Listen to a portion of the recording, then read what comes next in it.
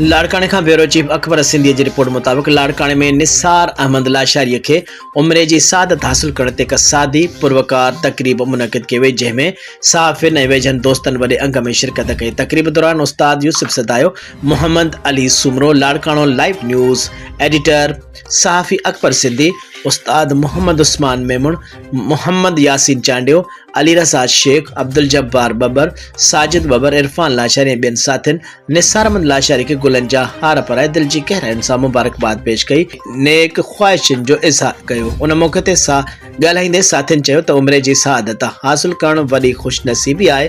पाक जंहिंखे घुराए थो उन खे पंहिंजे घर जी हरी नसीब कंदो आहे। हिकु दुआ कई त अल्लाह पाक निसार अहमद लाशारी जी इबादतुनि खे फरमाए खे सिहत, सलामती ऐं नेक अमलनि सां भरपूर ज़िंदगी अता करे त हिकु ख़ुशगवार माहौल में पुॼाणी ते पहुती, जिते शिरकत कंदड़नि गॾिजी दुआऊं पिणु घुरियूं।